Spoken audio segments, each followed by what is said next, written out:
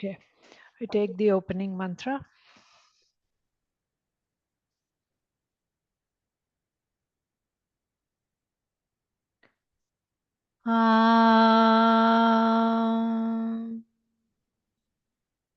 Vasudeva Sutam Devam Kamsachanuramardanam Devaki Paramanandam Krishnam Vande Jagadgurum.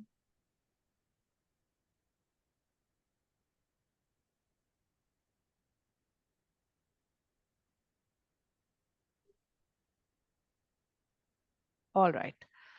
Slowly open your eyes. We are moving into chapter 6 of Bhagavad Gita. This is the last of the first 6 chapters, and a certain, which is really for me, this is the first 6 chapters are exploring intellect in a big way.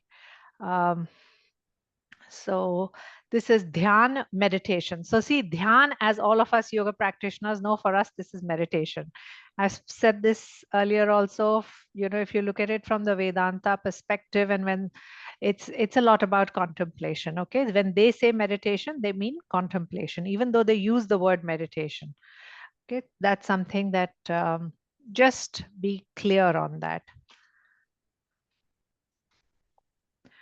So before we begin, from Swami Sarvapriyananda's commentary, I just want to clarify how they are looking at this chapter from the Advaita framework. So for them, Swami Sarvapriyananda says that meditation is not an instrument of knowledge in Advaita. Very, very important statement. Very, it's like so different from Kriya Yoga. For all of us who are Yoga Sutra practitioners, meditation is the instrument for enlightenment for all of us, isn't it? That's what we studied in Yoga Sutras. Without dhyan, there is no samadhi. Dhyan is what will take you to samadhi.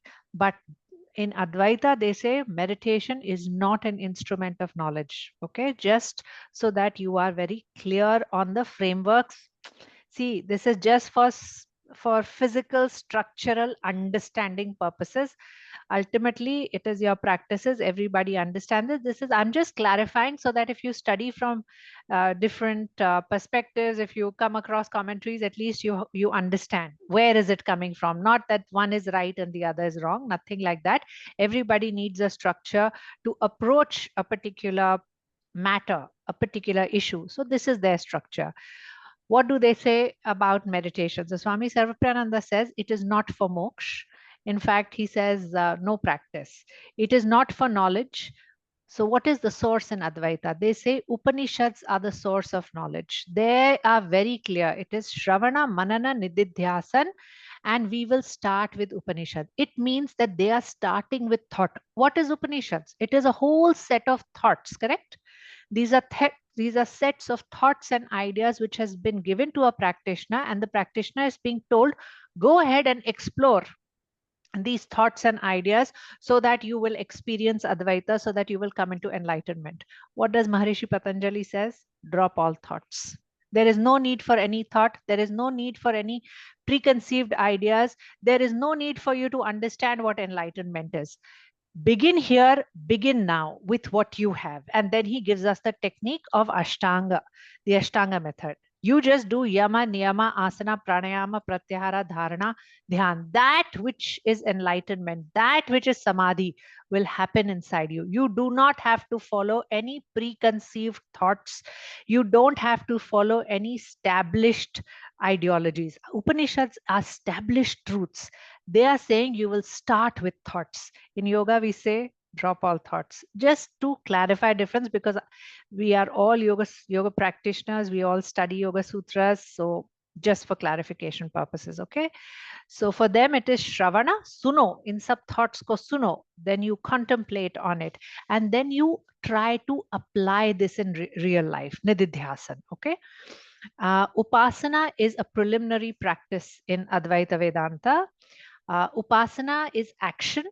It's a mental action. They say it's worship. So basically, upasana is upasana, being close to something, uh, being close to either your guru, your texts, your literature, or God. So it's a mental form of worship.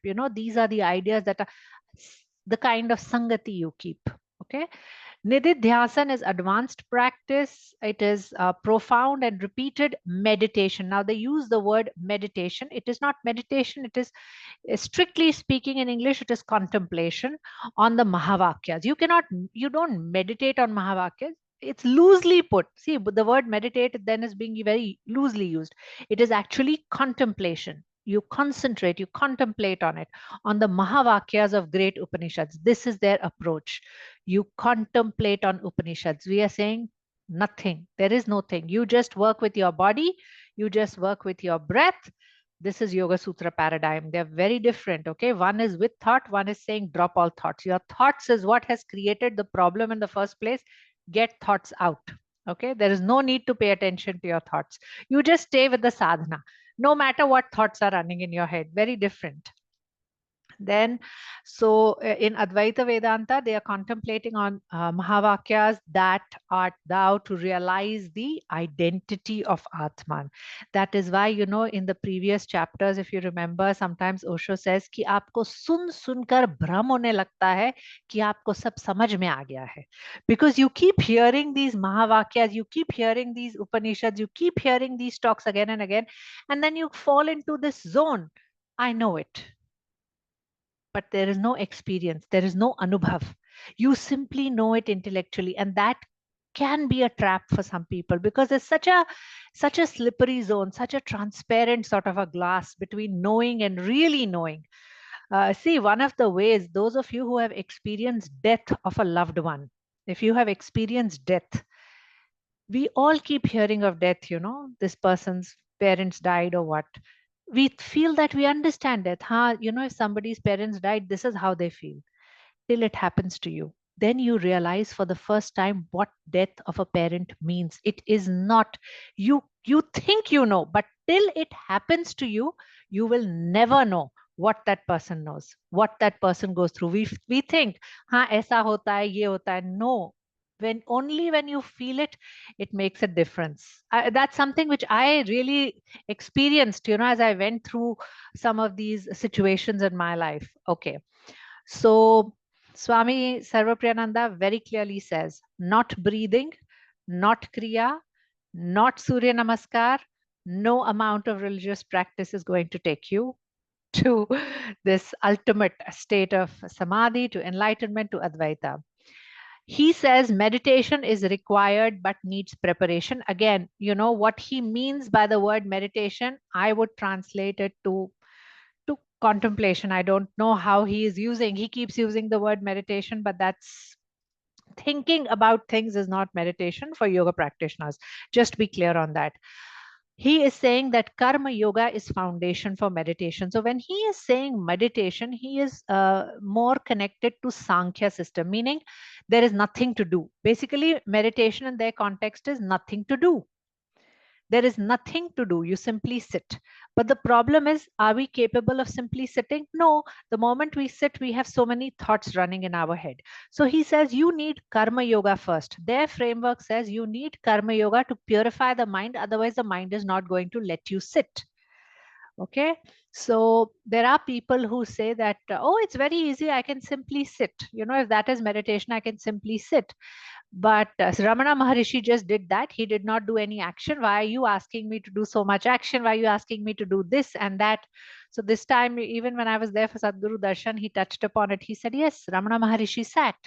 Can you sit like Ramana Maharishi? There were rodents that came and they were biting on his flesh. He had infested wounds, but nothing disturbed him, nothing moved him. He wouldn't budge. It did not affect Ramana Maharishi. If you can be like this, then go drop all action and go sit. But he says a little mosquito comes here and you cannot sit, and you're talking about doing nothing. We are not cut out for that. Most of us are not cut out for that. So that is the meditation that Swami Sarvapriyananda is referring to here, of just doing nothing, giving up all action. But for most of us, to come into that state of doing nothing requires a lot of doing of karma yoga to purify the mind. By a thorough analysis, now see, they're using words like thorough analysis of Atma is Brahman direct knowledge of I am Brahman is achieved. This is said in the Panchadashi. This is one of the things that is followed in Advaita. For Yoga Sutra practitioners, there is no analysis. In fact, analysis is what is creating all problem. It is creating so much division in your mind. Drop thought. Okay, I'm just clarifying the two paradigms and the two structures. You can follow either. Whatever you follow, you be with it totally. Nididhyasana done independently of Shravana does not lead to the realization of Atma. Okay, that's what. So first, he says you have to listen to the Upanishads. You have to study. You must go through all those texts. Only based on that you can come into Nididhyasana application. So like our Krishna Connect was a Nididhyasana application of that, of seeing Krishna, of connecting to God, or finding that all around us. Okay, so does that make sense? Is that clear? I just wanted to clarify the two structures, how they're very different. All right. Now, the first shloka, the Supreme Lord said, those who performed prescribed duties without desiring the results of their actions are actual sannyasis and yogis, not those who have merely ceased performing sacrifices such as Agnihotra Yagna or abandoned bodily activities. So first thing is a distinction between traditional sannyas and Krishna sannyas that is being suggested. So, so one thing before I go further, sorry, I just want to say this. Swami Sarvapriyananda, when he gives the Advaita framework, he also says Upanishads is something that you listen to. It is the Shravana. It is not to be believed. It is simply a pointing direction. It's a pointer. It's a direction for you. So just clarifying that. Okay. So the traditional sannyas was a very life negative approach. Leave everything, drop everything, and just go into the forest. Live there, do nothing. So Arjun also thought, okay, that's very easy. I just drop everything, leave everything, and go to the forest. Uh, but that can also be an escapist's approach. Many people who don't want to do anything can just simply say, I'm taking sannyas and just leave everything. And we've spoken about how they just simply become burden to society and they're burden to householders. If people are suffering, they will go take sannyas. But that is not sannyas. Sannyas does not mean that I'm suffering. Let me leave this situation where I'm suffering and then I will find peace. That is not sannyas. Changing your situation does not lead you to sannyas. What is genuine sannyas? Your desires only. You don't have any desires. And so sannyas happens inside you. Sannyas is a state of being. Okay, sannyas is no more an action. Sannyas is a state of being that rises in you when you don't have any vasanas for this or for that. Till such time that you are running after this or that, you are not taking sannyas. You are either escaping or you are chasing. These are the only two things that are happening. All right. So, so Krishna is clarifying that, see, suffering is not happening because of a certain place that you are in. Whatever suffering is happening inside you, it is because of a vasana or a desire or certain tendencies that you carry in yourself. So,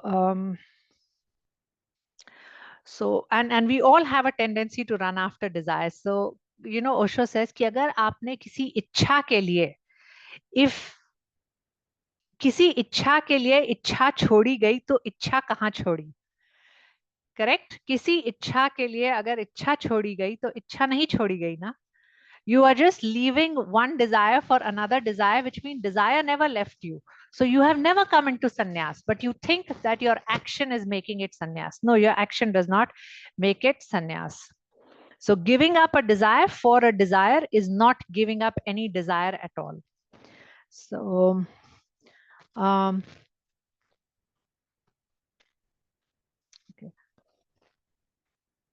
So see here, they are speaking of this Agnihotra Yagna. So we'll come to that. Okay. Anashrita karma phalam over here.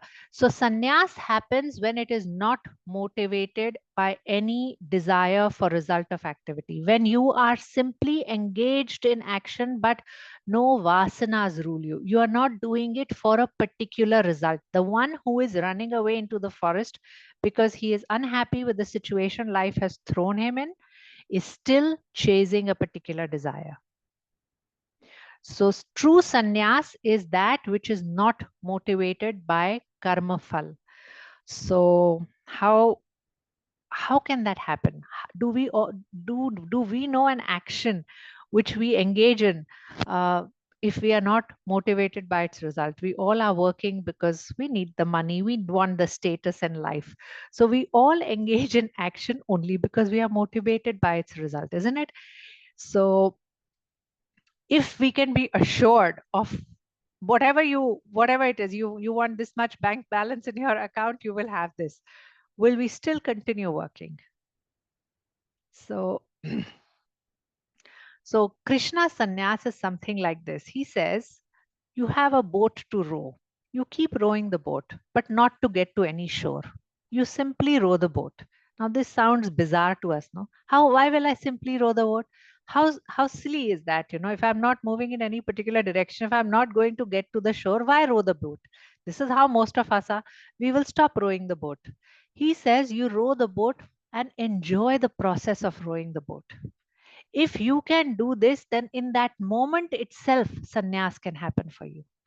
Not that I will row the boat, I will reach the shore, and then anand and bliss will happen for me. In this moment, you keep rowing your boat because there is Shakti in you. You have come with Shakti. Shakti needs expression.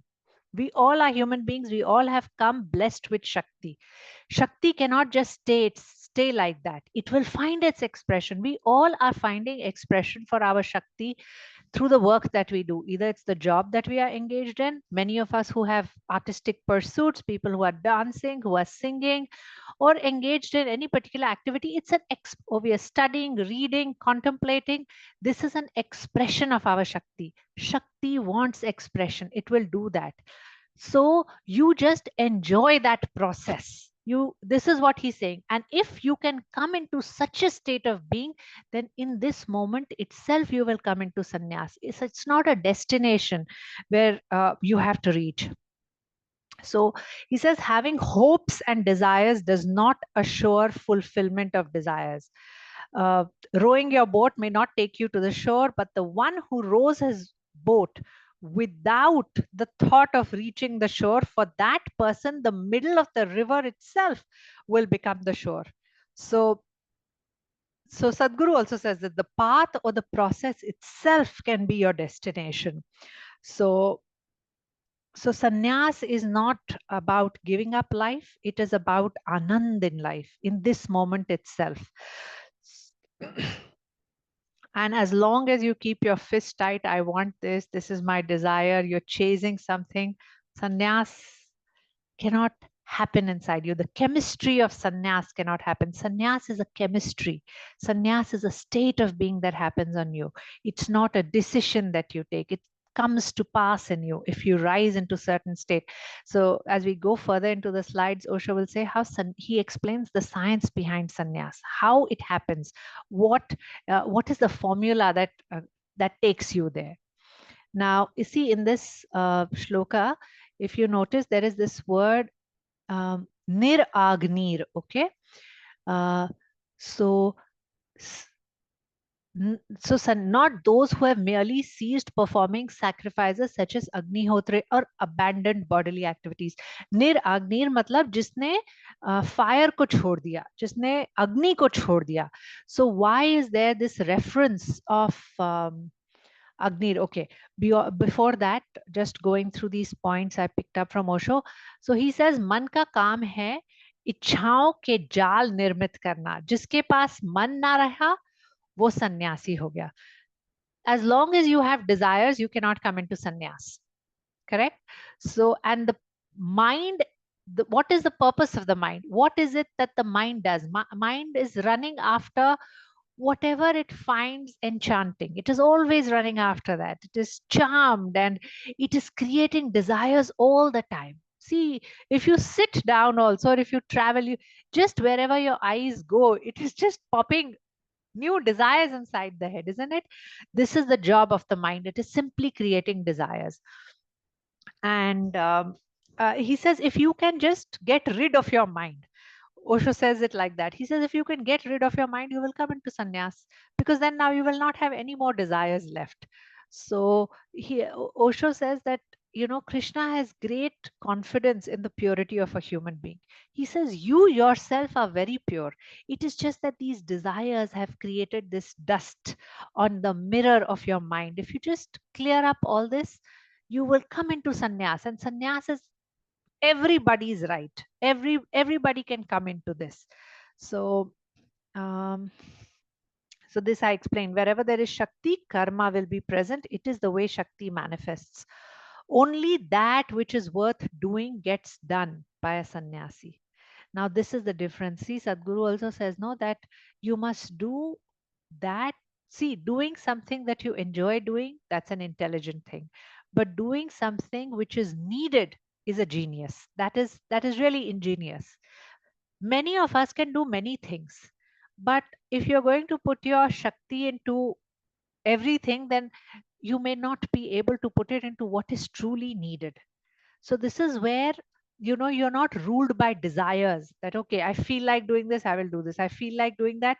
Instead, you do what is truly needed. Then you are rising into sannyas. Right action versus non. So sannyasi is somebody who is surrendered. He is choiceless. He's not saying, I want this, so I'm running after that. I don't want that, so I'm running away from it. He has come into that point of centeredness where he's saying, not this, not that. I don't have any desire. Whatever life gives me with it, I will flow with it and I can enjoy that. That is a state of sannyas. So Niragner. So we'll just go through what Swami Mukundananda says on this Niragner. So he says the rules for those who entered the renounced order of sannyas state in Krishna's time, it's said that they should not perform the ritualistic karma kand. So karma kand is like this yagna and sacrifices. And for yagna and sacrifices, a householder is needed. Like yajman hone chahiye, unki wife honi chahiye. Only then you can engage in a fire sacrifice, in a ritual. So once you become an ascetic, then you drop all these activities. In fact, they should not touch fire at all, not even for the purpose of cooking. It's like they return to the caveman state. That is the sannyas from Krishna's time. This is how it used to be described, and that's why they say niragnir. Apne agni chhod di, meaning it is what is needed to even cook your food. So from now on, you will not even use agni to cook your food. You will just subsist on whatever there is, or if you beg for it, whatever you get. If you don't get any food, you will not cook food. You will not use fire to keep yourself warm. You will not use fire to protect yourself from wild animals. That is what it meant in those times to take sannyas, to leave Agni. So Swami Mukundananda says that there are these references. We hear of a Swami who is falahari, the one who eats only fruits and nothing else, and people start thinking, oh, he must be very elevated. Then there are renunciants who are only living on milk. And then we think, oh, they are even higher yogis. Then there are those who are pavanahari. They do not eat anything. They simply live on their breath. And then we think, oh, they must be God realized. But does this make you a sannyasi? No. This sadhu is a Nag Baba, so he must be perfectly renounced. So Swami Mukundananda mentions all this in his commentary. So Krishna is dismissing all this, and he says that such external acts of asceticism do not make anyone either a sannyasi or a yogi. Those who can renounce the fruits of their action by offering them to God are the true renunciants and yogis. So true sannyas means I have become choiceless. See, have you all experienced choicelessness or not? Have you experienced choicelessness? Aren't there situations in your life when you have been given a choice and you say, I'm fine either ways? Isn't it? I'm not saying choicelessness happens to us with everything. No, for many things, we will not be choiceless. for certain jobs, certain roles, the person you're marrying. No, I'm not going to be choiceless. I want to see, check out. Look at today's generation. The extent that they want to go and check out to decide the person who they're going to marry. It's a different thing. But how far can we be with choicelessness? We have all experienced choicelessness, isn't it? In something, sometimes with food that is being offered, maybe sometimes with chores that we are being asked to do. So that level of choicelessness, when it expands to all areas of life, then it means you have the chemistry of sannyas inside you. You are a sannyasi. Sannyasi can be in household life or he can be in the forest, but it is only his state of being which marks him or which categorizes him as a sannyasi. Okay, so science of sannyas: the one who does not drop sankalp is not a yogi. Listen to this. This is a very contradictory statement. We have always, you know, made such a big deal about sankalp, and now Krishna is going to say the one who does not drop sankalp is not a yogi. So we're going to look into this. So a sannyasi is somebody who says to God, you gave me Shakti, you make me do whatever you want, and I will accept it, whichever way. Sannyas means total acceptance, ready to go with the flow and being very happy with it, becoming one with it. So the second shloka says, what is known as sannyas is known different from yoga, for none becomes a yogi without renouncing. No one becomes a yogi without renouncing worldly desires. Okay, let's go through this. Now, this is some portion which I took from Swami Sarvapriyananda, who looks at the words and, just the technicality of it. We'll look into this. Uh, sorry, I've got my notes here and there. All right. Okay, some sannyas, Swami Sarvapriyananda says, is samyak rupi nyas.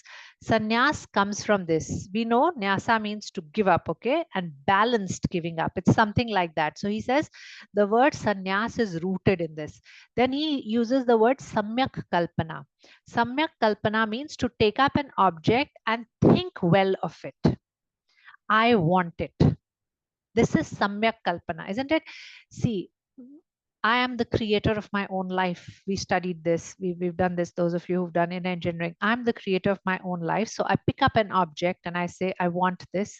So I'm going to work towards it. Look at it like a job. Okay. So this is an object I have taken up and I'm going to work towards it. That's a samyak kalpana, working in the head, creating a desire, and then consciously working towards it.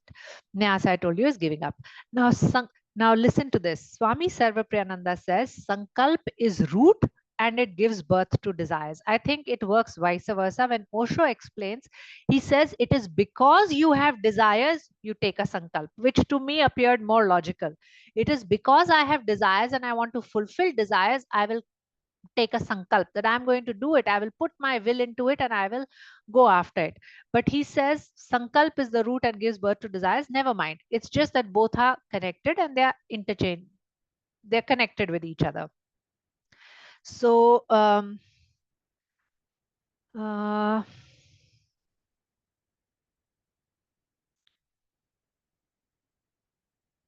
now, sannyasi with sankalp. Now, if there is a person who has taken sannyas, but he still has sankalp. Sankalp means he still has desires, because sankalp means an aggregation of desires, working towards desires. So he has a lot of desires, but he decides to take a sannyas. So such a person will go into the forest, but he is full of desires. This Swami Sarvapriyananda says is very dangerous. It's like somebody wants to have a house, but then he's cutting the source of uh, of the way he can have a house. Does that make sense? This is the state of Arjun. This is why Krishna is telling Arjun, sannyas is not for you, because he's full of desires. He's full of vasana. In this state of being, if he takes sannyas, it will be very dangerous for him because his desires have not quelled and he's thinking he can go sit in the forest. It will create chaos inside him. It will create neurosis inside him. Does that make sense? Sannyas taken with sankalp shakti, with desires still intact, is a very dangerous thing. Does that make sense? Please give me a thumbs up. Okay. All right. Swati, Yeah. isn't sankalp intention and not Correct. desire? So, so this is something which let me clarify. So here, sankalp is defined as samyak kalpana. So the way it is explained is you have desires, okay? You may have 6 desires, okay, Sangeeta? 6 desires may say you decide that this is my strongest desire. So I take a sankalp that I'm going to fulfill this desire. So what you are saying, sankalp is an intention, which is correct. But where is that intention coming off? What is the root of that intention? It's a desire. So the basis of sankalp is still desires. If you did not have desire, there will be no sankalpna. Correct. So this is what they're explaining. So in this, Swami Sarvapriyananda says sankalp comes from the word samyak kalpana. He turns it the other way around, but Osho says desire is the root cause for sankalp. So I'm just presenting it to you. I heard it like this from Swami Sarvapriyananda. That's why I'm clarifying it. Then karma yogi is somebody who is with sankalp. Uh, mm, Now, sorry, karma yogi is also somebody who needs to give up sankalp, because karma yogi means jo teri ichha. That is what I will do. It is not my ichha. Whatever I am doing, I will do it as a surrendered action to God. Correct? Correct. So karma yogi also needs to give up sankalp. If work is done through sankalp, it is not karma yoga. What will it become? It will become karma bhoga. Does that make sense? If you have sankalp and then you are doing an action, it means you want to fulfill your desire. This is a bhoga. It is not yoga. Karma yoga says, Jo teri ichha, tu jo karale Paramatma, I will just flow with it. And I will offer my action to you. Okay? Does that make sense? I'm just going through certain points from Swami Sarvapriyananda, then we'll come to how Osho explains it. Now, if you give up sankalp, then you can meditate. True. Because sankalp, the basis of sankalp is desires.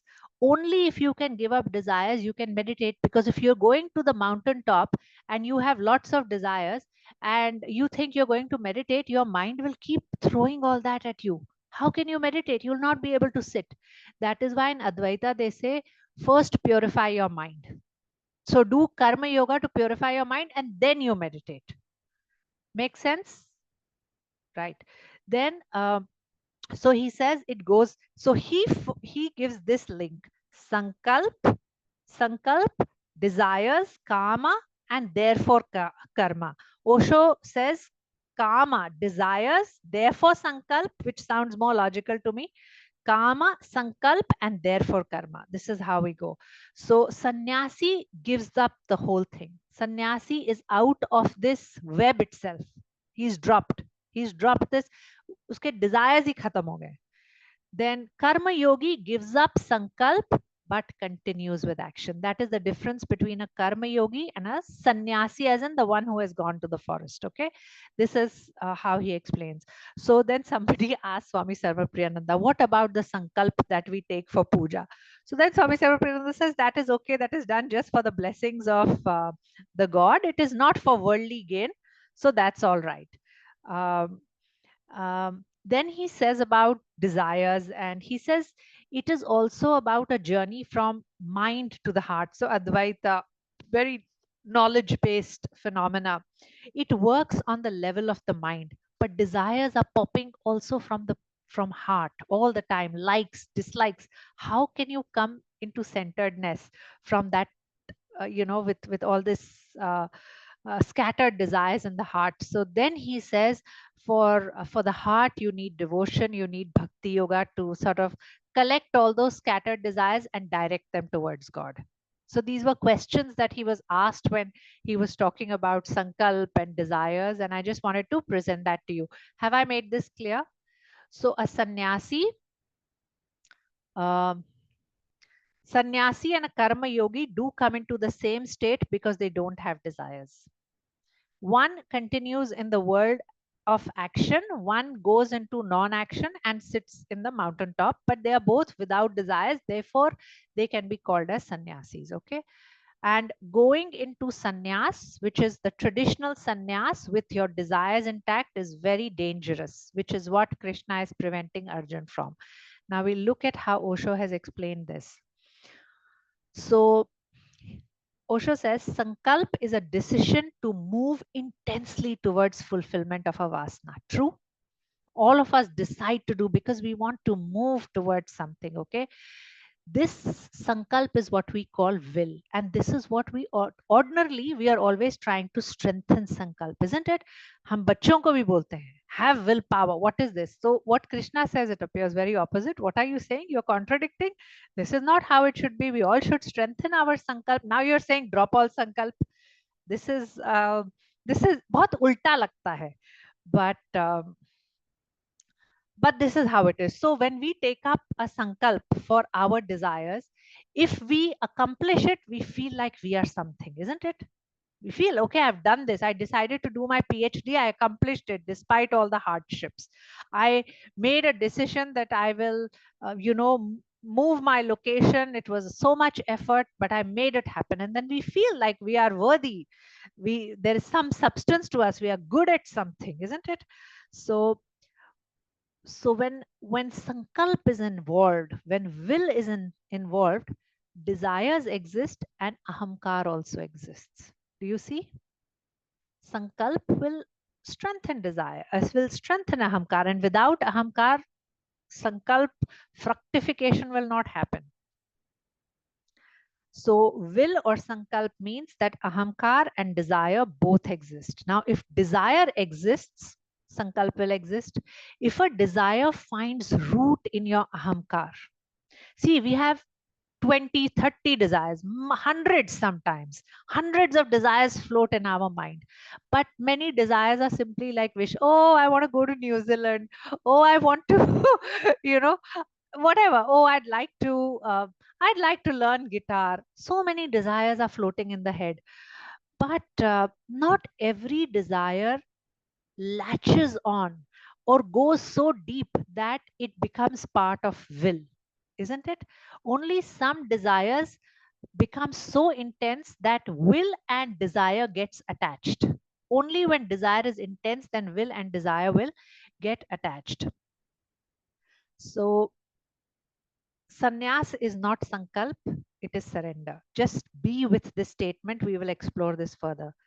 Sannyas is not sankalp. It is not a decision you decide, I'm going to do this. It is surrender. It is completely different. Now, the strength of I. So Osho suggests that, see that your I and your ahamkar is needed for sankalp.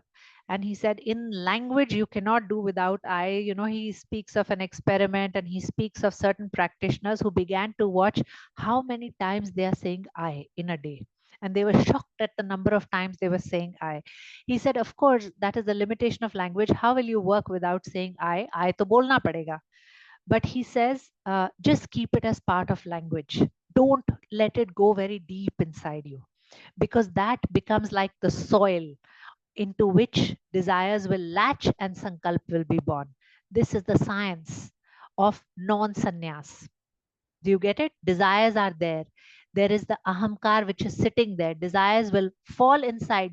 Seeds of desires go inside your the soil of ahamkar, and sankalp is born. Does that make sense to you? This is what he's saying. It will latch on. So he says, keep ahamkar thin. Don't keep it only as part of language. Now, he says one who can drop sankalp and comes into a state of surrender will become available to God. If I'm saying that my desire does not exist, that God, my desire does not exist, I'm also saying whatever you wish, I'm fine. So what does surrender mean? If God says that, whatever project you're going to take, if it's God's decision that you're going to fail, you're still okay with it. That is called surrender. Surrender does not mean, God, you listen to my wish list. I am doing all my action. Now I'm offering my action to you. Now make it happen. No, this is manipulation. This is what I had written in the previous Gita chapter chat also. Surrender means, God, whatever is your will. If you if even if I fail, even if I fail in my project, even if things go wrong, I'm okay with it. This is genuine surrender. This is when sankalp is not happening. This is when sannyas is active. Does that make sense? Okay, small, very delicate differences. We need to be clear on that.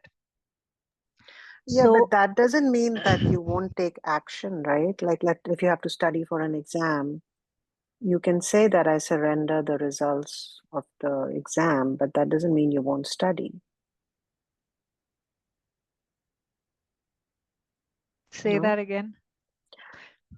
No, like you're saying you surrender, like sannyas is not sankalp, but it's surrender. So let's say I had to study for an exam, I would still study for it, right?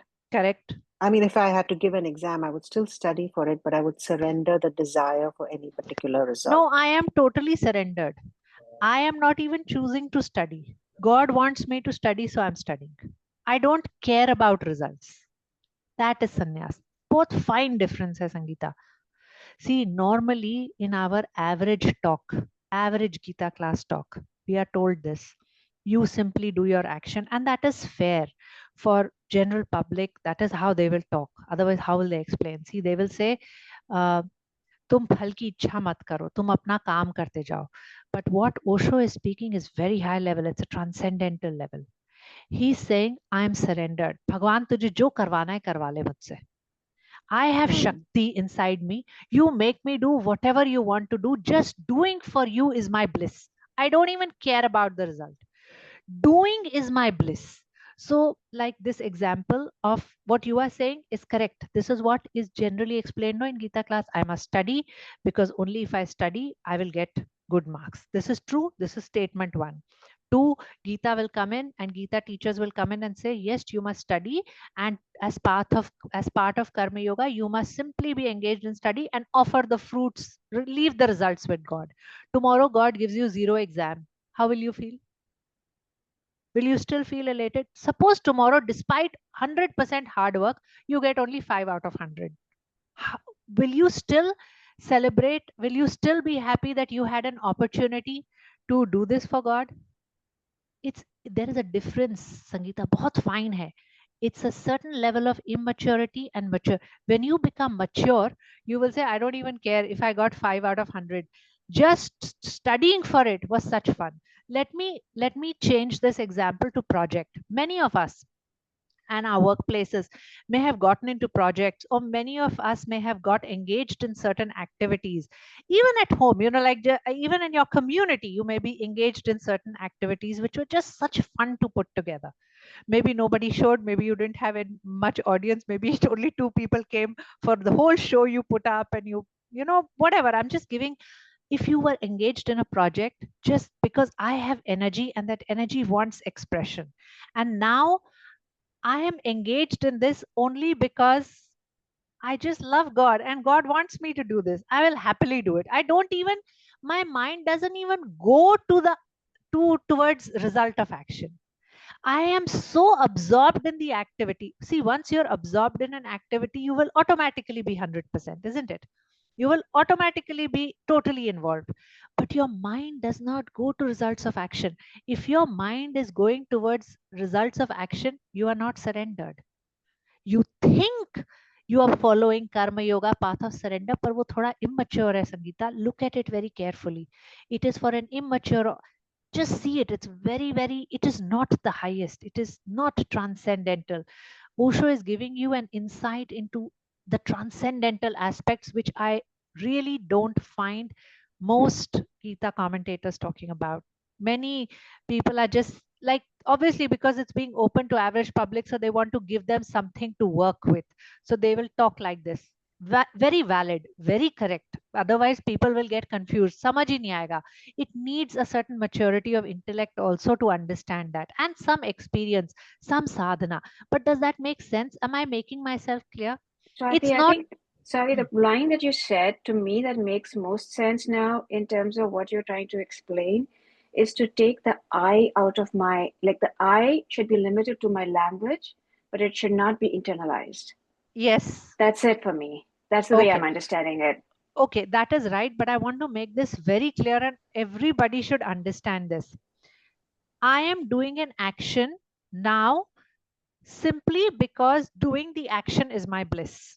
If I am in such a state, I am a surrendered being and I am in a sannyasi's state of being. Okay. As long as I'm doing an action where I'm doing all the action, but my mind is still somewhere 10%, 20% on the fruit of action, and I'm saying, okay, kya hoga, iska result kya hoga, what will come out of this? Somewhere 10-20% fear is there.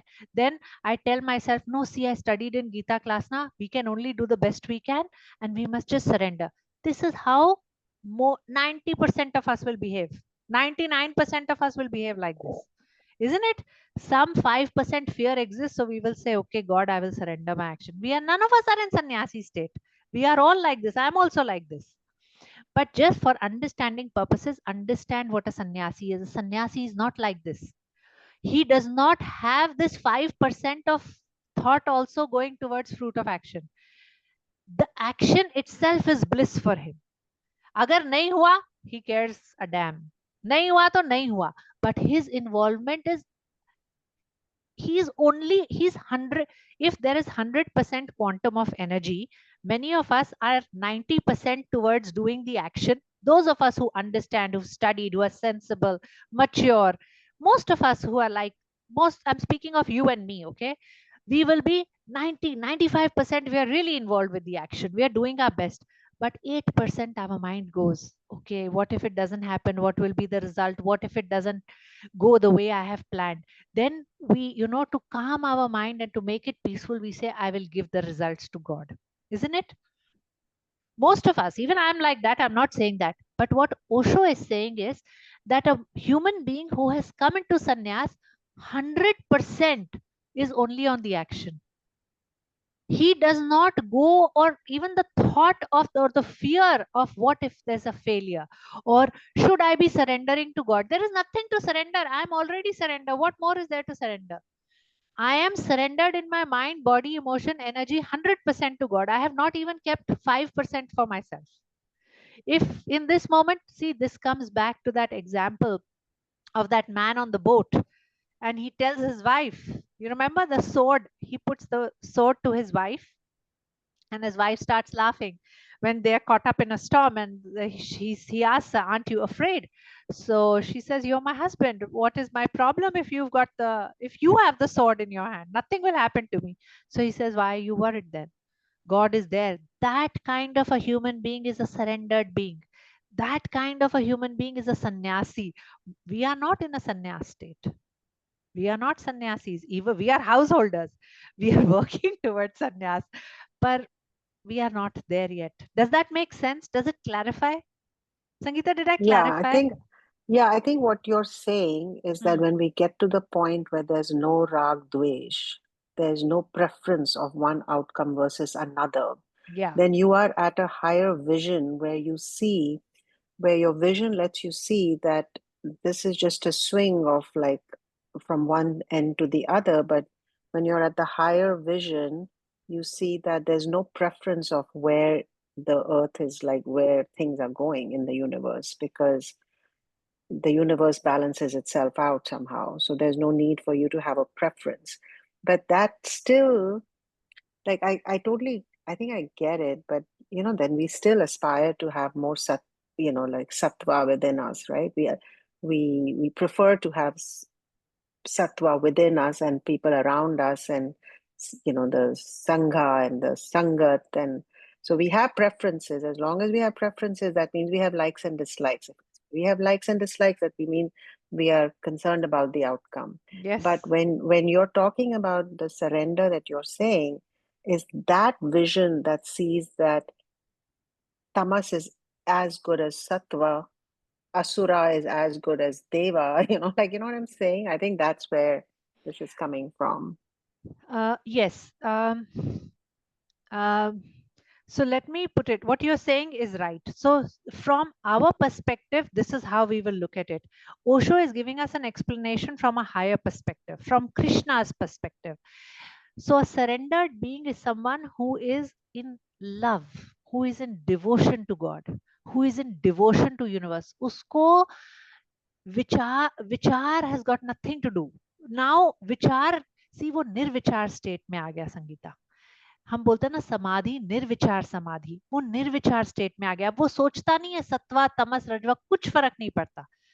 He is just in such, he is dancing with the universe and he is so happy and so soaked in bliss and the love of God that भगवान जो करा ले मुझे उसके साथ करने का मौका मिला. यही मेरी, this is what I am grateful for. I don't care a damn. तुम मुझसे कुछ भी करा लो. I got it. Yeah, Got I it, get na? it. Yeah. Yeah. So that is what Osho is trying to explain to us. And what is real sannyas?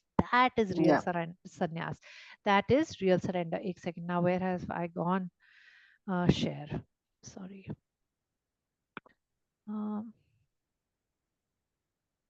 Okay.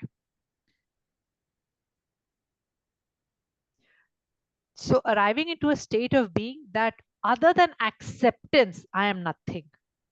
If you can come into this state that other than acceptance, I'm nothing, whatever is, I'm okay with it. I am in willingness with whatever is happening and I can flow with it. That is sannyas. Because ab meri koi ichha hai hi nahi. Sannyas means no desires left. Whatever desire, whatever he wants, his desire is my desire. I'd have no desire of my own. Does that make sense? That I have become aligned, so aligned to the universe principle or God principle or whatever, that whatever is his desire is my desire. I have no desire. You cannot be a sannyasi as long as you even have this much desire inside you. Only when all vasanas have disappeared in you, you are a sannyasi. And the moment all vasanas disappear in you, whatever is his will is your will. Whichever way he wants, you go with it. Okay. All right. This will get explored. And so see, look at Kabir. That is an example of sannyasi for you. Sankalp is a channel of flow for all desires that we hold. This is the science of Sankalp. He explains. It is a channel of flow. So see it simply like a nadi. Okay. It's a channel of flow. And in that channel, all desires are flowing. So first is, how do we normally work? We establish a basis. I want this particular thing to happen to me. I want to be the CEO of this company in the next 3 years. Okay. So I have established the fruit. I have established what I want. If I want to reach there, I will have to engage in action. Now, because I have this set desire, I make a sankalp, I use my will and direct my action towards fulfilling that desire. Okay, that is the course of the path. Then ahamkar ki siddhi, our ego gets established deeper. Without ego, there is no will. Virya is the positive aspect of ego. So like I said, there are so many desires.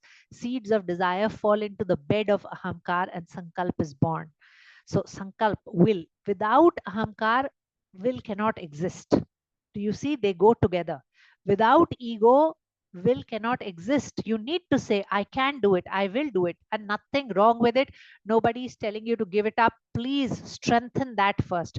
Because surrender cannot happen till you have fully explored your will. Otherwise, what will you surrender? We spoke of it last time. आपके पास शक्ति तो होनी चाहिए कुछ surrender करने को, नहीं तो आप surrender क्या करोगे? So you should take out all of that will, all of that, and then come into surrender.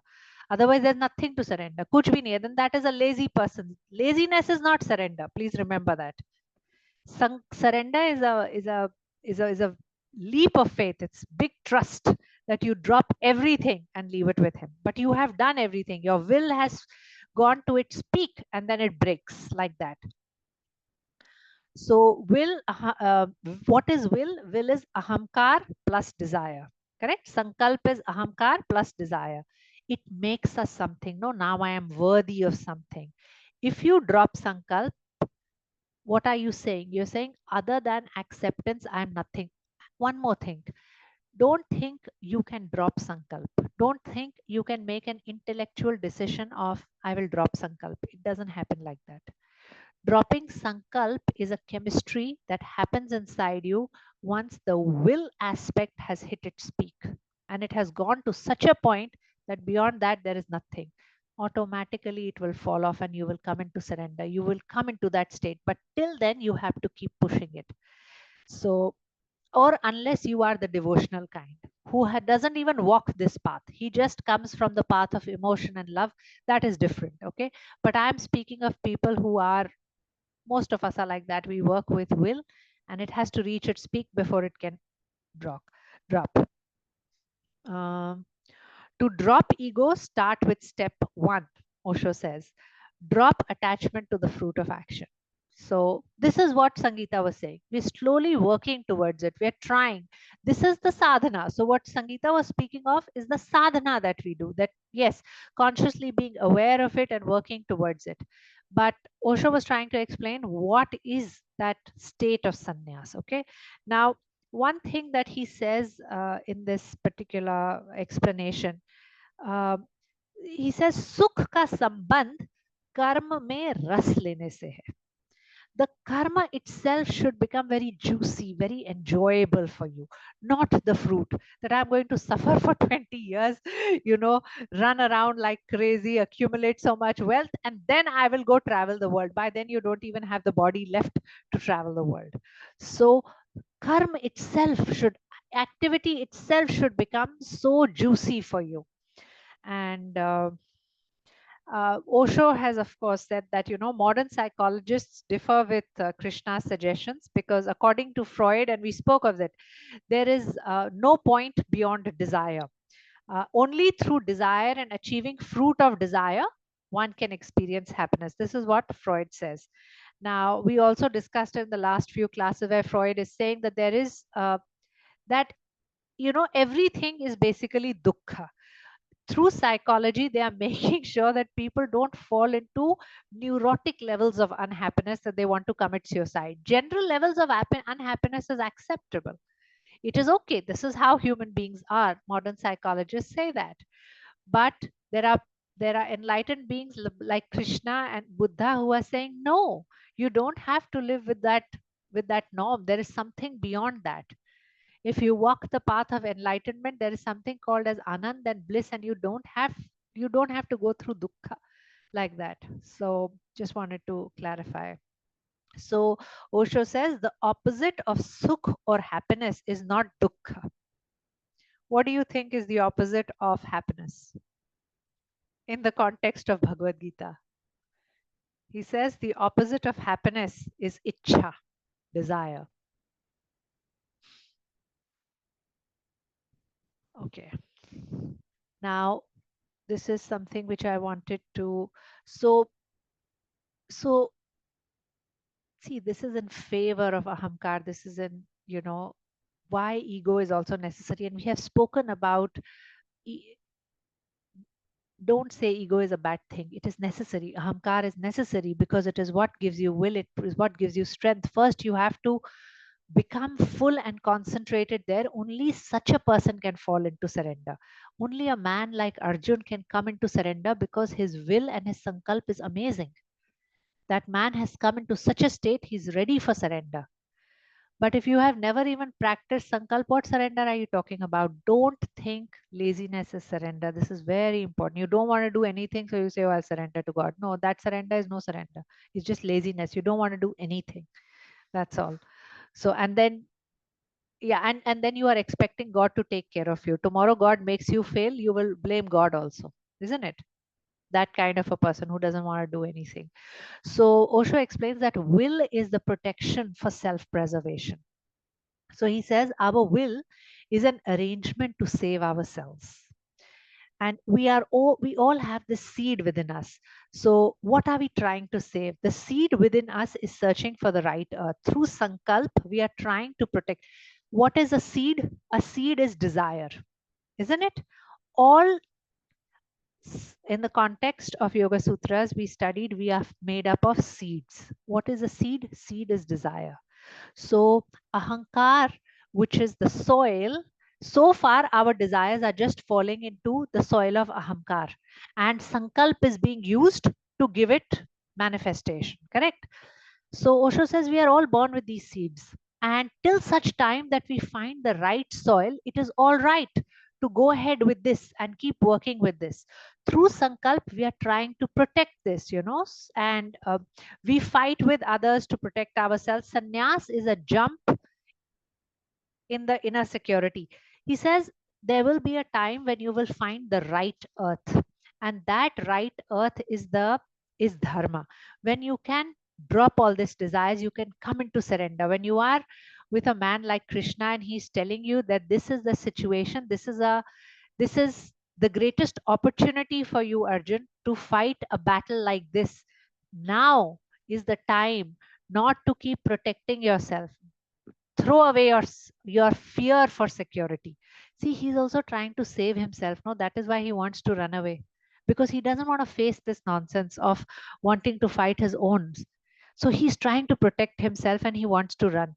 But this is the time that Krishna is saying, don't fear, don't don't worry about your own security and self preservation. This is the place of dharma, this is the soil of dharma, and you should jump into that. So yeah, this is a thing. If you do not get out of your shell, you are just a nut. There will be a time when you must not think of self preservation. Security should not mean anything to you. Jo ho jaye ho jaye, I'm not going to be afraid. Jo karna hai kar lo. This is what Krishna is telling Arjun. Doesn't matter, just go ahead and face it. Whatever it is, just face it, because it's a question of dharma. When you are faced with a question of dharma, don't keep sitting inside your shell. Don't try to preserve yourself. There is a time to preserve yourself. There is a time to work with your ahamkar, with your seeds, with your desires, but you will be given opportunities when it will be a question of dharma. And at that time, don't worry about your security. That is why Sadhguru, he says, he's very funny. He says that you want to be secure, you want to be safe. How safe do you want to be? You know what? Coffin is the safest place to be in. You will never sprout because you want to be so safe. So don't keep working on safety all the time. When it's a question of dharma, drop your need for security and jump out there. This is what Krishna is telling Arjun. He wants to be safe. He is afraid. He does not want to fight. See, he was afraid, no? He trembled. The Gandiva dropped. He fell down. Imagine a man like Arjun in a battle like this. He is afraid. Arjun is afraid. We are much lesser mortals. So that's the point when don't fear. And only a surrendered being, it is only possible for a surrendered being to be fearless. If you are in fear, it means you are not surrendered. Your love for God does not exist. And Arjun is not in that state, but at least he's a thinker and he's questioning. All right. So Krishna's sannyas is a happy, joyful state. Osho says it's a tejasvi sannyas, nachta hua sannyas hai. A sannyasi who can dance in joy. Is an anand, is in bliss. And if you look at it, that's a true sannyasi. This is a sannyasi. So this is all trying to explain to you what sannyas truly is. Karma sannyas yoga se we started. Now we are coming into meditation. He's speaking of traditional sannyas and Krishna sannyas. He's speaking of people who thought meditation means sannyas lelo, caveman, become a caveman. No, it's not that. It's a different kind of sannyas. So whether it's a Krishna or it's a Shiva, they're dancing beings. So whether it is Saint Teresa, whether it's, they were all dancing, singing. Jesus was singing. The people who we know, so whether it's a Sadguru, it's a Sri Sri, you see that once they're going into their states, they're dancing beings, they're enlightened dancing beings.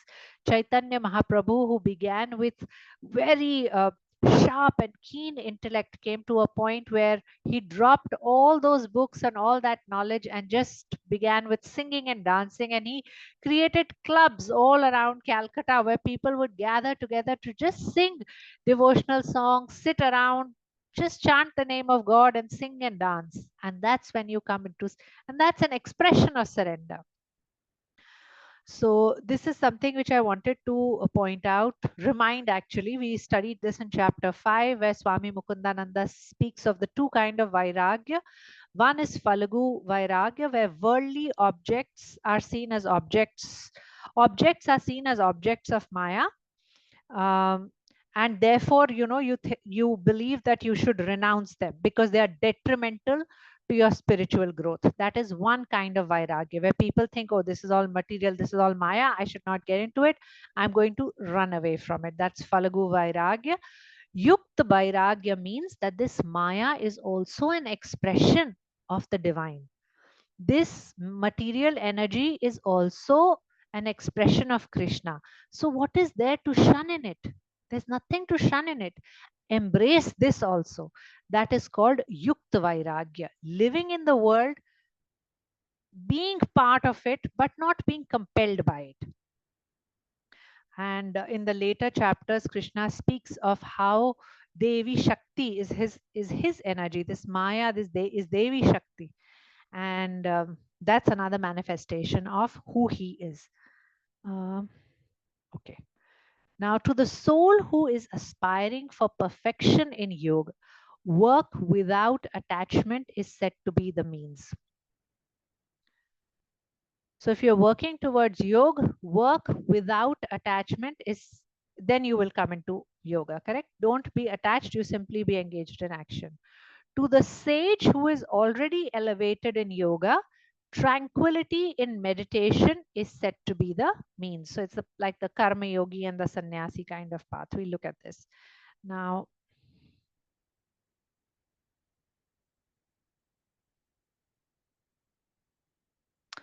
see, there's a very important word here, yoga rudha. How do you come into this perfection in yoga? That is yoga rudha. You become centered, you become balanced, you're yoga rudha. Not here, not there, not swinging into any ati. So Osho goes into giving first an explanation and just a little prelude to this. He says, ordinarily we are swinging between polarity. Hum ek ati se dusri ati mein chale jate hain. So first we get very angry, and the moment we are angry, as soon as that is happening, we are worried, oh, we got angry, and now there is repentance. So we swing from anger to swinging into repentance. And basically, as you swing into repentance, you are simply gathering energy to swing back into anger. Do you get what I mean? So whenever you are moving between two extremes, you cannot become yoga rudha because you're just swinging between extremes. So he says, if you can simply be angry and continue to be angry and forget about repentance, just stay with it. It will break itself. Like Sadhguru says, it is intensity which takes you towards enlightenment. You need intensity. That is why he's so hardcore about practices. Do it every day. And he's very, he's so strong about this. Really drills it down with us. So he says, he says the problem is none of us can hold on to something for an extended period of time. We just drop off. Our energies just drop off. We don't have the fabric. Our fabric is so weak that we cannot hold on to anything. See, he, of course, because, we learn Hatha Yoga and all also from him, he says, look at the physical fabric today of human beings. Even the musculoskeletal system has become so weak till like some time ago, even 100 years ago. As you're moving towards chemical, look at our children. The kind of, so many allergies are happening to people. Nobody heard of this. Cardiac diseases. Earlier, people were just dying because of whatever. There was accident or just simply old age. Now, all these kind of diseases are happening. So our physical structure, physical fabric also has become weak. How much will it hold? He says the whole problem is that you cannot hold and stay with one thing for an extended period of time. If you can do this, You will break barriers. You will break certain granthis and knots inside you. That's why he says, even anger can be used as uh, as a means to enlightenment. He says, if you can be angry for 24 hours straight, you can come into enlightenment. The problem is you cannot even be angry for 24 hours. Within 1 hour, 2 hours, it will drop. It will keep fluctuating. We are full of vrittis. We are fluctuating. We can't just stay with one thing. See, that is the whole idea of dharana, no? Dharana is, if you can stay with one thing, you will fall into dhyan. Dhyan is that, remember that oil pouring without a single break. So if that oil pouring, even if it's anger, but if it's pouring continuously without a break, you can fall into samadhi. He says it is possible. The problem with human beings is we cannot be with any one thing consistently. We are always swinging between polarities, and that's the problem. That's why we don't become yoga rudha. So when we swing from anger to repentance, it's not that anger has disappeared in us. It is just that we have moved to one extreme, and now the capacity to get angry will rise again. So the mind is hell, because mind will make you swing between polarities and it will create tension. So the yogi, or the one who is yoga rudha, is choiceless. He becomes choiceless. Jo ho raha hai, I am a yes with it. I am an okay with it. This is a sannyasi. For us, it is a path to do. It is things that we can practice in daily life. But from Krishna's perspective, such a man is yoga rudha. He has become established in yoga. So one of the experiments that Osho gives, he says, see, if I tell you drop anger and you will become yoga rudha, he says it's very difficult. Mind is a very slippery place. So how will you become centered? So he says, experiment with posture. He says, when you are taking a shower, okay, or when you're simply standing, transfer the weight to one leg and just feel the body on one side, then transfer the weight to the other leg. Like even in Manoj used to make us do this in Hatha Yoga in our class. So sometimes he would tell us, stand still, close your eyes and feel your body from inside. Where is the weight leaning? Are you leaning too much to the right? Are you leaning too much to the left? If you're in a sitting posture, are you leaning forward? Are you leaning backward? Are you centered? Start with the body, with that which is tangible, which you can see, feel, and see if you can experience some balance in that state.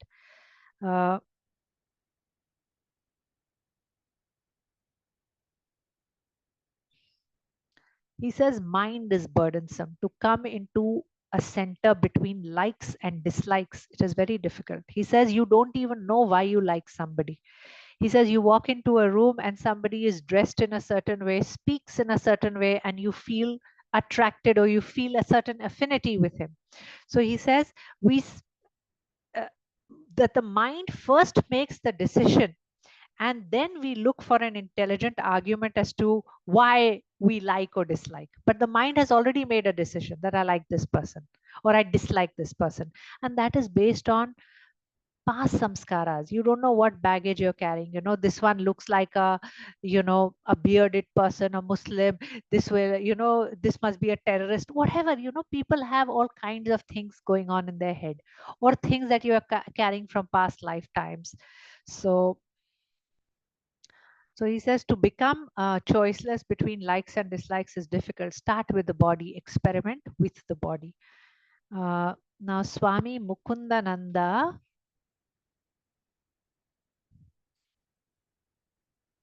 okay, I'll come into the. So Swami Mukundananda has said, no,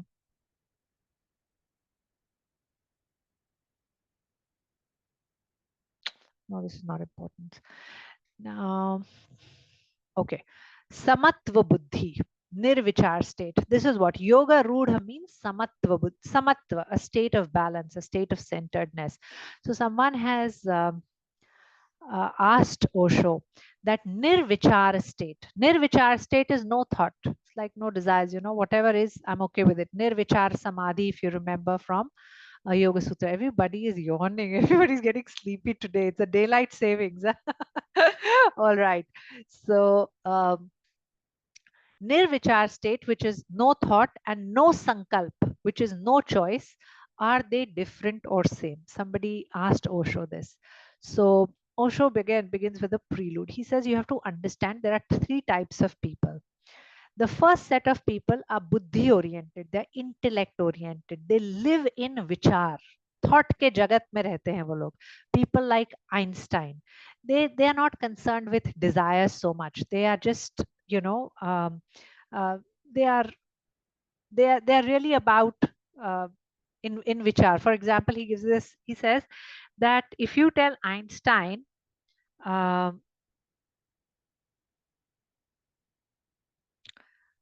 to choose a black car or a blue car, he will say, I don't even consider which car. Everything is fine with me. You know, these are not desires. Ordinarily, if you are asked which color of car you want, you will choose. Isn't it? Most of us are like that. We are driven by desires. Einstein doesn't even care. So he is living in the world of thought. So there are a couple of examples that Osho gives from his life. He says Ram Manohar Lohia once went to meet Einstein. He wanted to meet Einstein. So his wife said, his wife had to keep a track on him. His wife would give him food. He would not even know whether salt is there or not. He would simply eat because he's so absorbed in his thoughts. These are like real life stories from his life.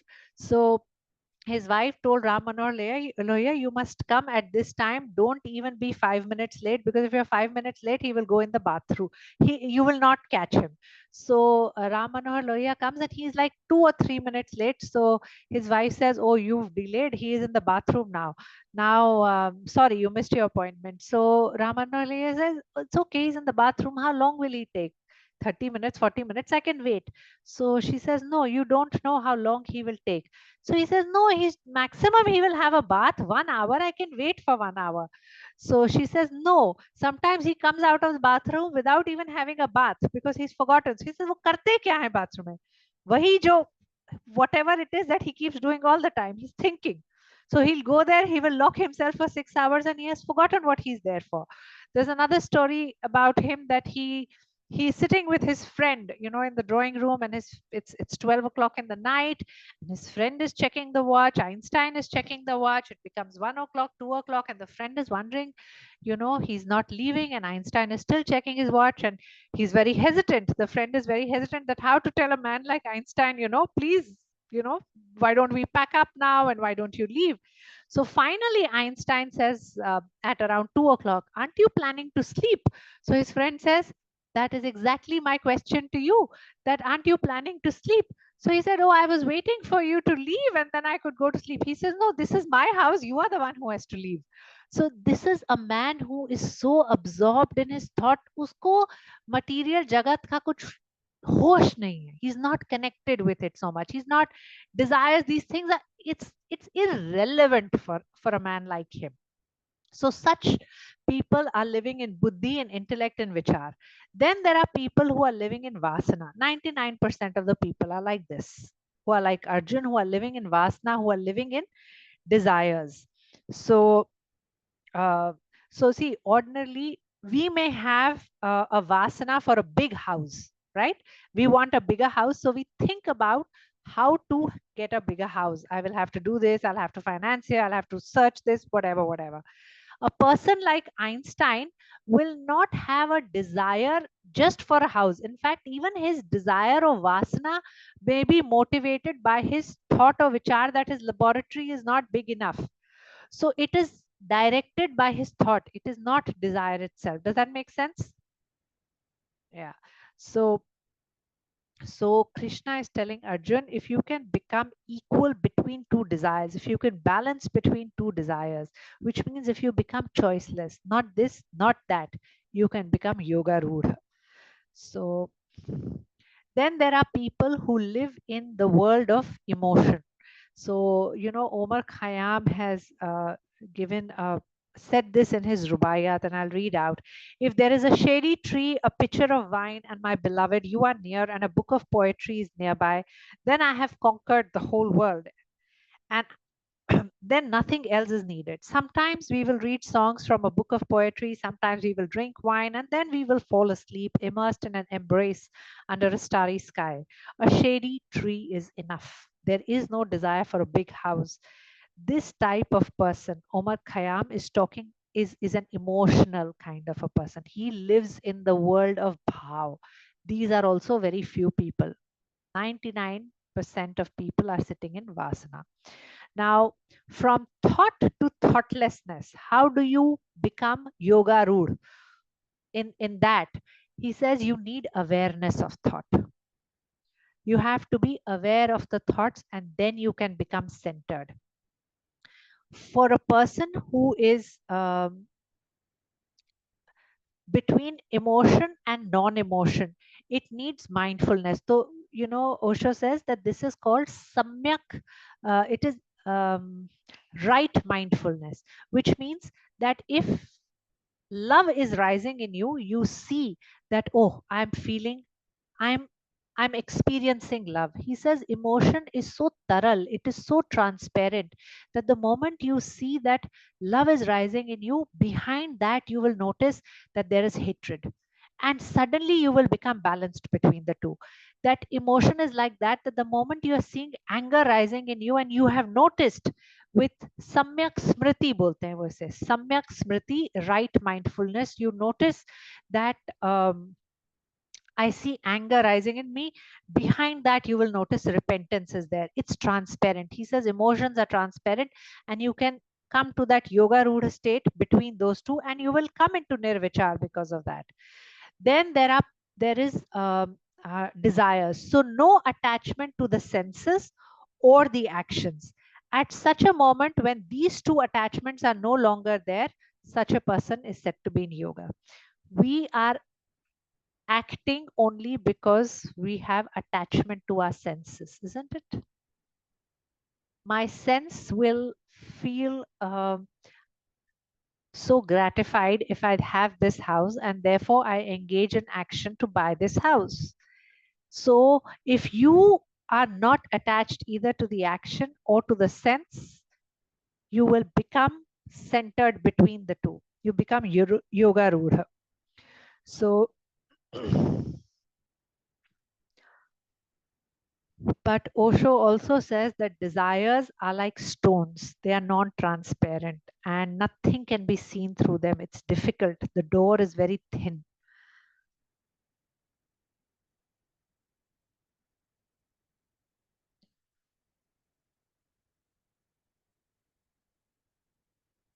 So he says if you're accumulating wealth and you're deeply attached to the work required to accumulate it, it is difficult to find someone who is simply attached to action. True, we discussed that. People are attached to action only because of the fruit, only because it is going to give gratification to a certain sense. The assurance of what money can provide for the senses is the source of that attachment. If tomorrow you discover that money could no longer buy anything, all its attraction will fade, isn't it? So this is how he has explained in this structure how you become yoga rudh for the three kinds of people that are there. So Osho says that this sutra uttered by Krishna is for those with desires. Through the path of equanimity, one can attain. That's why this whole emphasis of don't be too attached to the senses, watch your senses. And in the next shloka, he's going to explain that. Does everybody want to go to sleep? Should we continue one more shloka or how should we do it? I plan to do this one more. Okay, let's quickly run through it because it's connected. So through these three, you can rise beyond. So if you are vichar, you can come into nirvichar by observing your thoughts. If you are in emotion, then you just through samyak smriti, which is remembering that love is rising in me or I am loving. The moment you can remember this and you can observe this, the transparency of love shows you that, you know, the opposite is just behind it. And for the people who are, you know, with desires, all of us, The guidance is become nirsankalp, become choiceless. Only when you become choiceless, you will become yoga rood. Don't choose. Whatever life is throwing at you, you accept it and become a yes to life and go with it. Then you will become a yoga rood. This is the most important guidance for people like us, because yeah, we are all like Arjun. All right. Now, Swami Mukundananda has explained a few things here. In chapter 5, verse 2, Krishna declared, see, Krishna had said earlier, no, karma yoga is a better path. And see, there are commentators who do this. They will make it a blanket statement. Karma yoga is better. And Osho explained to us, yes, Krishna is saying this, but he's saying this to Arjun. For people like Arjun, it does not mean it applies to everybody. There could be those 5% of people or 1% of people for whom Karma Yoga is not the best path. They may be like Ramana Maharishi, who need to follow that path, or Sankhya. But for people like Arjun, Karma Yoga is the best path. So does this mean that we must keep doing work all our life? So Krishna anticipates this question from Arjun, and he also explains that when we perform karma yoga, it purifies the mind and it makes you ready for higher spiritual pursuits. But once the mind has been purified and we advance in yoga, then we can leave karma yoga and take karma sannyas. This is just presenting from Swami Mukundananda's commentary a perspective on how commentators are viewing this. Then you will move into karma sannyas. But karma sannyas can happen right there. We spoke of that. If you're not attached to the fruit of action, it will happen. See, this is why all this confusion happens, that I will do the action, then I will surrender to God. So material activities. So the word yoga refers to both the goal and the process to reach the goal. When we talk of it as being the goal, we use yoga as meaning union with God. And when we talk of it as being the process, we use yoga as meaning the path to union with God. Now, there are two words that are used here, which is why I copied it from his commentary, Arukshor Muner. So, so this is the Karma Yogi. This is the Karma Yogi, the person. Yoga Rukshu are those sadhaks who aspire for union with God and have just begun climbing the ladder. So people like us, okay? And then there are those who are yoga rood. Yoga rood are those who have already become elevated. Are people like Sadhguru, people who are like Chaitanya Mahaprabhu, who are established in that state. Okay, so from their perspective and from our perspective, just like how Sangeeta had said, from our perspective, we look at it like that. From their perspective, they look at it like, you know, that's why they're saying that you are totally choiceless. Only then you are surrendered. We are working towards choicelessness. Yoga Ruda means to be choiceless, just presenting from his commentary for perspective's sake. When one is neither attached to sense objects nor to actions, such a person is said to be elevated in the science of yoga, having renounced all desires for the fruits of actions. Very straightforward, very straightforward. This is what we are discussing. Makes sense? Just the translation itself would make sense. Now, so why do we do action? We do action because the whole attraction towards karma is an expanse of what the senses find attractive, isn't it? It is all for sense gratification. That is why we are doing. And this is how deeply we are attached and entangled with our senses. Very beautiful. I like the way he explains it. He's so, it is not that the activity itself is attractive for us. The activity is attractive because it will satisfy a certain sense in us, isn't it? All right. Now, the value of wealth is something that is determined by our senses, isn't it? For Mahavir, all that money kingdom has no value. He can just drop it off. But our senses are attaching value to it. That is why we engage in action for it. So money will promise us some kind of satisfaction. That is why Krishna is saying one who has no attachment to his senses. Now, how not to be attached to senses. Today, if somebody takes away your sense of ear, sense of eye, sense of smell, sense of taste, all these senses are separated from you. How will you define yourself? There is nothing left. So who we are, how we understand who we are is a sum total of our senses, isn't it? We say, I am like this, I am like that. We are basically defining ourselves or even introducing ourselves or relating with people in relationships in such a way that we are describing our personality. What is the source of personality? Senses. So we don't know anything beyond sense gratification. Now,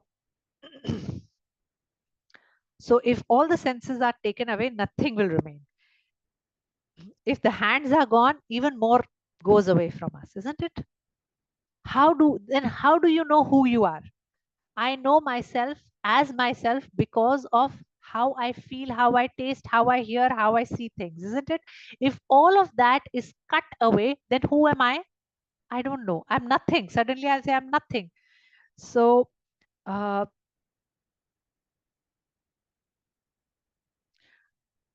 see how he says is, that's why he says look inside and see. When you are eating, the food is the simplest example. When you are eating, who is eating? It is not that I am hungry. There is hunger that is rising in a sense. It's just a sense, it's just an organ in which it is rising. See yourself as separate from the body. That is when you will become detached from the sense. So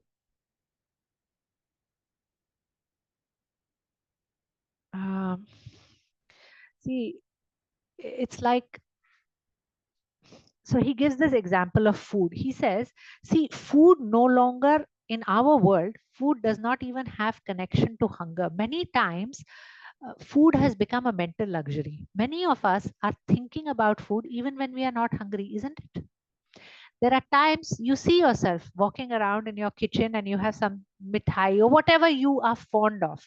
You may not be hungry, but you will pick it up and eat. The mind wants to consume, isn't it? The mind wants that satisfaction. So it is not even that you are hungry, but you are still eating. So that means there is very intense attachment. No, something else is at play. If I'm not hungry, why am I eating? But the it is a mental satisfaction. Sense is craving for certain satisfaction. And Osho says this is unique to human beings. Because हमारा मन है, इसीलिए हम मनुष्य हैं. He says there is no animal that will go and eat. If a tiger has eaten a goat and it is fully fed, it will not even look at food. That is how animals are. They will not even look at food. He says if you put 20 different kinds of grass and you leave a buffalo there, it will go and pick up only the grass that is good for its own well-being, its own growth. Animals don't eat just like that. We are not like that. If something just looks pretty, we want to put it in our mouth, isn't it? How, that is why this whole food art and everything that goes on with it, it is so enticing. And this happens because we have a mind. Our senses crave, the eyes crave for it, the tongue craves for it, isn't it? That pleasure, that sense of pleasure. So so we have developed desires for food which are beyond hunger, which comes because of attachment to the senses. So, so he says, if you, so, okay, let me, how do I do this? Okay. So how not to be compelled by sense pleasures? This whole awareness to disidentify, we've done it so many times. I'm not going into this. When you're eating food, you observe who is eating. I am different from, just beginning to remind yourself. He says we have all hypnotized ourselves by saying, I am hungry, and we start thinking I'm hungry. He says, break this hypnosis. From now on, just say the body is hungry. The body needs something. Break this hypnosis and a little bit of gap will start happening. So he says, create this disidentification. He says consciousness or chetana has identified itself with body. So consciousness or chetana is also very thorough. in Yoga Sutras we studied, you imagine it like air that goes and it touches the body, and if the body is blue, it becomes blue, and it feels that it has all, it is like that, it is the body. But it is not. It is so thorough, it can come back, it can slip back. It's like air. That is how light consciousness is. So Chetana is only consciousness, and we are not using it well. So we must use that consciousness and keep separating that consciousness, that you are not this. That's just the body. That is just the physical aspect. You are not this. Pull back. That is why this whole thing of I'm not this body, I'm not even this mind, that we keep doing in Isha Kriya. Even in Advaita, they use this whole idea. There's certain contemplations where they will tell you, you know, like Swami Sarvapriyananda says, sometimes just remind yourself, all this is nothing. All this is just nonsense. There is no weight to anything around you. He says, don't do this too much, because for householders, it's not helpful. But sometimes, you know, just to throw it at yourself, to shock your system out of that intense hypnosis, just tell yourself, there's nothing. Nothing is real. This is just my imagination. That's all. And it will just shock your senses and bring you out of it. So those are certain things that he says. And how can any substance touch consciousness? But if consciousness wishes, it can become attached to matter. If consciousness wishes, it can become attached to matter. This is what is happening. So we have to be conscious and pull that consciousness back. That awareness will help here. Matter does not touch it, but if consciousness wishes, it can be attracted. If consciousness wishes, it can feel bound to matter. It can consider itself bound to matter. That is why we feel attached to senses. We say, I am the body repeatedly, and it becomes a suggestion, a mantra. So the idea is to break that mantra. I think we will stop here. We'll take this next time. And if anybody has any questions or any thoughts, any comments, does that make sense? Okay, so one of the most important ideas for me in this really has been about Sankalp, you know, and how both the beauty of Sankalp and the barrier of Sankalp, both, you know, just recognize that. And it needs a mature intellect, some sadhana to recognize that. And I like how he's explained the science of Sankalp. Desires are there, so it will happen, recognize that, but there will come a time where choicelessness, choicelessness is a possibility for all of us. And just exploring that idea of choicelessness. All right, anything that anybody wants to share?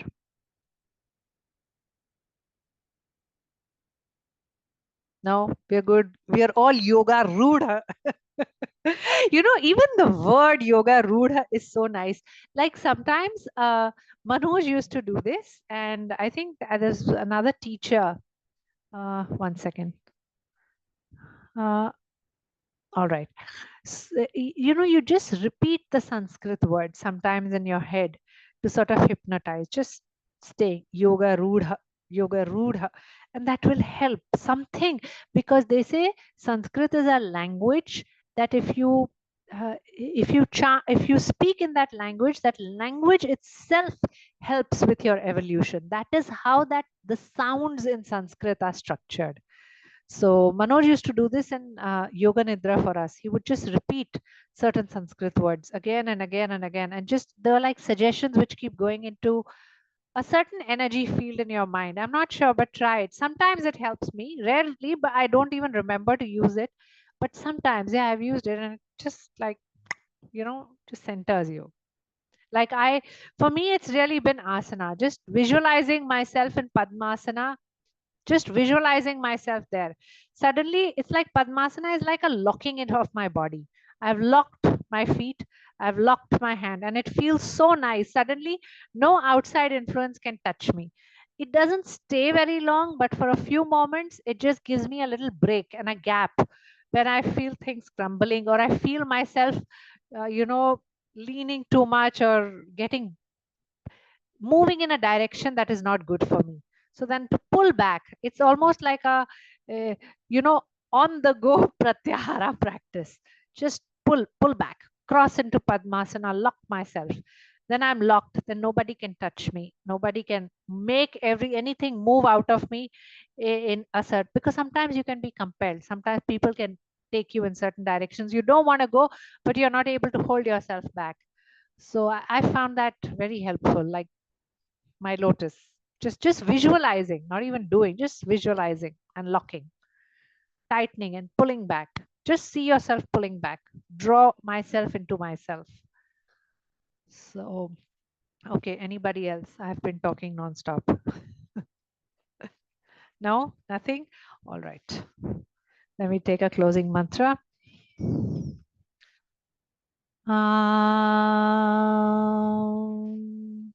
Purnamada Purnamidam Purnat Purnamudachyate Purnasya Purnamadaya Purnameva Vashishyate.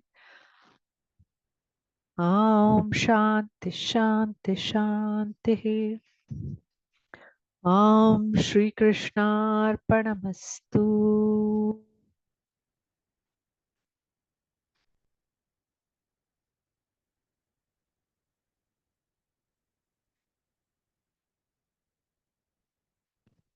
All right. We will meet next week.